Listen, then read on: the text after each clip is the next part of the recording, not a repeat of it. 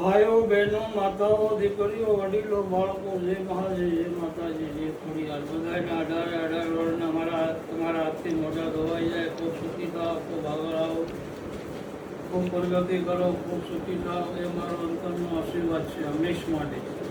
તમારી ગાય માતા 50,000 કતરખાને જાય છે, એને બંધ કરાવશો તો તમારા બધાના સવાસ ધંધો કમાણી ખૂબ વધશે અને જાગૃતિ થઈ જાવ તો સારું છે. ન જાગૃતિ થવું તમારા મનની મરજી છે. મા બાપને આશ્રમમાં મૂક્યા હોય તો લઈ આવજો, મા બાપને તો હાસવજો. એક ખાસ ધ્યાન રાખજો, માતા પિતાથી ઊંચું છે નહીં. પહેલું સ્થાન ભગવાનનું, બીજું માતાનું, ત્રીજું ગુરુનું. હંમેશ માટે કીધેલું છે ભગવાને. મા બાપને સ્વીકાર નથી કરતો એનો સ્વીકાર હું જિંદગીમાં નથી કરતા. એ કોઈ બી ભક્તિ કરો, કોઈ બી શક્તિ રાખો, પણ મા બાપને નથી હાંસવા એને ભગવાન કોઈ હાંસવતો જ નથી. એ ખાસ ધ્યાન રાખજો. તમારા આગલા ભાવના કર્મ સારા હોય તો તમને બધી વસ્તુ પ્રાપ્તિ થાય, પણ મા બાપને નથી હાંસવા એ કર્મ તો ભોગવવું જ પડે, ભોગવવું જ પડે, અહીંયા ભોગવવું પડે. એ ગાય માતાનો ઈસો બધી ખાવો ને નરકમાં વાત જશે. ખાસ ધ્યાન રાખજો. હંમેશ માટે કહેતો આવું, સોસાયટીનો પૈસો ખાવો નહીં નરકમાં જશો. હંમેશ માટે ધર્માદો બાંધો એટલે માંદો, ધર્માદો કોઈ ખાવો નહીં. એ હંમેશ માટે ખાસ ધ્યાન રાખજો. કોઈની દલાલી ખાવી નહીં, એ ખાસ ધ્યાન રાખજો. કોઈનું બને તો સારું કરવું, ખરાબ ન થાય. સારું ન થાય તો કાંઈ નહીં, પણ ખરાબ તો કોઈનું કરવું જ નહીં આપણા હાથથી.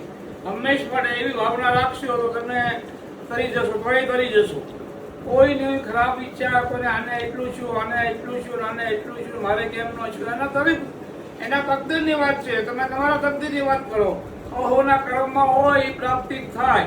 મહેનત કરતા કાંઈ મળતું ન હોય તો કાંઈ આડું આવતું હોય, કોઈ મૂકેલું કરેલું હોય, નજર પડી ગઈ હોય તો ગુરુની મુલાકાત કરવી પડે. આની અંદર નંબર આપેલો જ છે, માર્ગદર્શન બધાય છે. ભગવાને દરવાજા બધા સંકેત મૂકેલા જ છે, નથી દરવાજા મૂક્યા એવું છે જ નહીં. બધા રસ્તા બધાય છે. આંખમાં કણું પડાવવું હોય તો કઢાવવું પડે. કપડાં મેલા થયા અને સાબુ વાપરો તો મેલ જાય, દાન કરો તો દોષ જાય, પૂન કરો તો પાપ હટે. બ્રાહ્મણ છે એ જગતનો બાપ છે. બ્રાહ્મણ ધારિત્ય કરી શકે. જન્મે ને મરે ક્યાં સુધી બ્રાહ્મણની જરૂર પડે.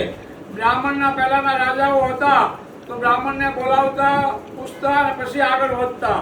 અત્યારના બ્રાહ્મણોને, બેન દીકરીને, સંત સાધુને માનતા નથી. એટલે આ બધો કળીકાળ આવી ગયો છે. બેન આવે તો રોતી જાય, હાળી આવે તો હાટલો પહેરી જાય.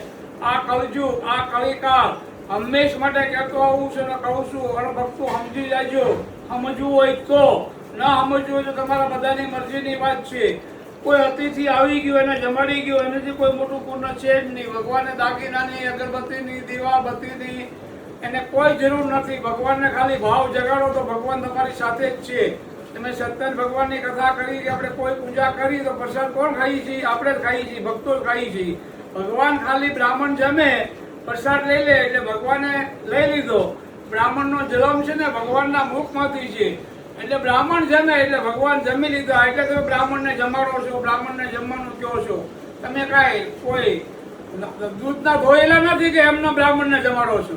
બ્રાહ્મણને એ માટે જમાડો છો કે બ્રાહ્મણ જમે એટલે ભગવાન જમી લીધા, એટલે તમે બ્રાહ્મણને જમાડવામાં આવે છે. ખાસ ધ્યાન રાખજો. અનભક્તો ખાસ કહેવાનું છે, બ્રાહ્મણ છે એ જગતનો બાપ છે. બ્રાહ્મણ ધારેતા કરી શકે, જન્મે બ્રાહ્મણ નથી. એના કર્મ કરો તો બ્રાહ્મણ નગર ભરમાં રાક્ષસ. કર્મથી મહાન બને છે હંમેશ માટે માણસ. એ ખાસ ધ્યાન રાખજો. અત્યારની અંદર તમને રાધામાની કથા આપી રહ્યો છું. રાધામા ગોકુળની અંદર બહુ પૂંજાય. અને એક ગરીબ ઘરની બેન માતાજી હતા, ડોહી પાદર રહેતા ગોકુળની બહાર. એકદમ નાની એવી ઝૂંપડી હતી ને ખીચડીનો ભોગ ધરાવે. આપણે માટલીની અંદર માટીનું કોટરવું, એની અંદર માટીના કટોરામાં રોજ ખીચડી લઈને આવે ને બહાર નો આવે, આરોગી જાય. એમ કરીને અઠવાડિયું બધા ભક્તોએ સંતોએ જોયું. ભક્તો અંદર આવવા દે ની અસુર હતા. એટલે ભક્તો પહેલાથી ભાવનો ઈચ્છાળું છે, અંદર નો આવવા દે ભાવનો. અને એમ કરીને બહાર બે માજી ખીચડી મૂકે નીચે અને પીગે લાગે ને રાધા આરોગી જાય. એવું અઠવાડિયું આવેલું તાંત્રિક કર્યું બ્રાહ્મણો એની માથે. એ ડોહી ઉપર અને કાઢી મૂકી ગામ ભારી. એકદમ ગામ બારી ગાડી મૂકી, ત્યાં ઝૂંપડી નાની એવી કરીને રહી છે. જે માતાજીને ગાડી મૂકી, કોઈ ફળ ફ્રૂટ ભગવાનના હજારો થાળ ચડાવે છે, પણ મા રાધા કોઈ થાળ સ્વીકારતી નથી. શા માટે? કે ડોહીની પહેલા ખીચડી સ્વીકારશે, પછી એનો થાળ હું સ્વીકારીશ. એમ કરીને રાધામાં વિયેવા. પછી સાધુ કે તમે જાઓ, મને કે તમને કોઈ માનશે નહીં.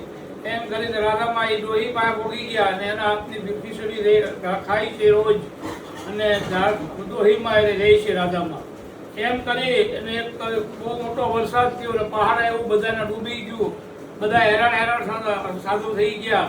પછી એને ભાન આવી કે આપણે રાધીમાનું અપમાન કર્યું, એને ડોહીનું અપમાન કર્યું, એનો દોષ છે આપણને. એમ કરીને રાધામાં એની પાસે ગયા હતા. અહીંયા બધા સંત સાધુ વિયાઈ ગયા અને ભીગે લાગી ગયા. ભૂલ માપ સ્વીકારી. પછી રાધામાએ એને માફ બી કરી દીધા.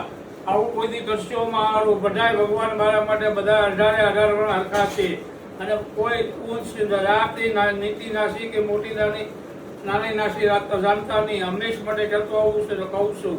એટલે ભગવાને પછી એને શીખાયેલા અને રાધામાને બાજુમાં રાખ્યા.